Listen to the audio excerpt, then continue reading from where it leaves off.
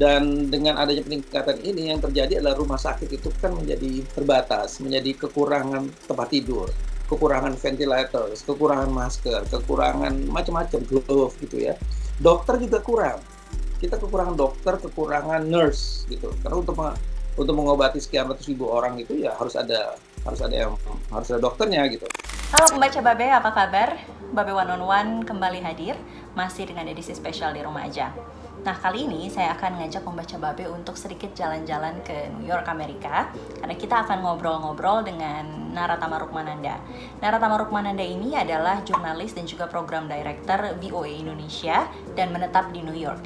Kita akan menanyakan banyak hal dan khususnya bagaimana kondisi New York saat ini di tengah pandemi COVID-19 dan juga tentunya kondisi dan situasi WNI yang tinggal dan menetap di US. Tonton video ini sampai selesai, kita kontak orangnya dulu ya. Halo Kak Nara. Halo, apa kabar Jessica? Baik Kak, ada Jessica Wower di sini. Kalau di sana gimana Kak kondisinya? Wah, bagus banget tuh kalau di Jakarta udah pakai masker, apalagi di sini di New York juga gitu. Kemarin saya baru belanja nih. Saya baru belanja ke grocery gitu kan. Kita suruh ngantri panjang gitu. Jadi begitu masuk ke Costco, biasanya kita bisa langsung masuk, tapi sekarang harus ngantri panjang. Terus kemudian ada jaraknya. 6 feet ya, 2 meter ya. Jadi antara orang-orang yang ngantri itu harus ada jaraknya 2 meter gitu ya. Dan rata-rata orang memakai masker kalau di Costco. Tapi kayak di toko-toko kecil di grocery itu nggak boleh masuk supermarket kalau nggak pakai masker. Jadi semua orang harus pakai masker. Kalau pakai masker baru boleh masuk, nggak boleh belanja. Itu dijagain di depan. Jadi emang masker ini udah bukan persyaratan, tapi juga kesadaran dari masyarakat itu untuk memakai. Kita harus protect ya. Ini masalah corona udah parah banget di sini, guys.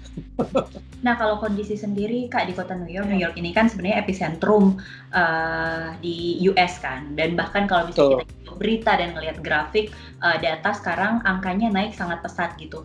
Kondisi di kota New York sekarang seperti apa gitu? Karena kalau misalnya baca di sosmed kan kayaknya seperti apa ya? Buat beberapa orang yang curhat di sosmed itu cukup terrifying gitu. Iya, memang kondisi di kota New York seperti ghost town ya. Jadi kalau tengah malam itu seperti ghost town. Yang pasti sejak diumumkannya semua ditutup gitu ya, semua kantor ditutup, kampus ditutup, sekolah ditutup, kemudian mall juga ditutup, bioskop semua ditutup, itu kemudian kota menjadi berhenti. Gitu ya. Jadi shutdown, kotanya berhenti. Jadi kota itu di mana-mana jalanan sepi sekarang. Semua orang juga harus hati-hati kalau keluar dan kemudian berjarak gitu ya kalau bertemu orang gitu ya. Dan anjuran dari gubernur untuk selalu stay at home, Governor Cuomo selalu bilang harus stay at home, itu dilakukan kan, kita harus, karena terus meningkat, udah ratusan ribu sekarang, angkanya kurva naik terus. Dan ini salah satu mencegahnya adalah mengurangi penyebaran adalah dengan menjaga distance, dengan menjaga supaya tidak terjadi perpindahan gitu ya, virus dari orang ke orang.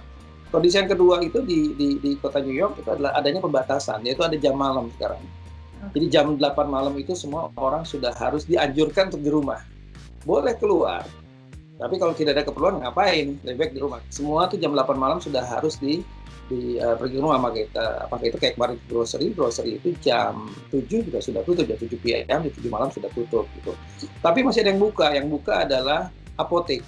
Jadi apotek itu CVS gitu, Duane Reade gitu, mereka bisa buka selama seperti biasa aja gitu, karena apotek kan menjual peralatan perobatan ya, jadi mereka buka.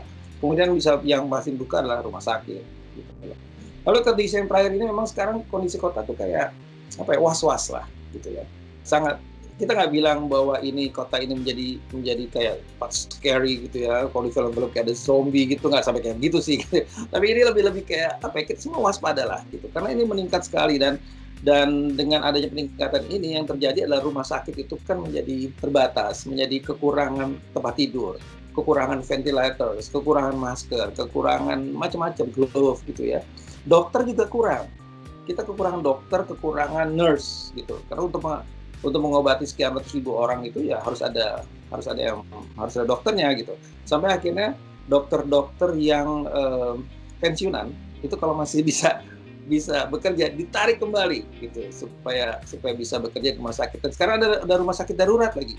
Jadi ada kapal US Navy yang udah merapat di sini karena bisa menampung 1000 pasien gitu ya.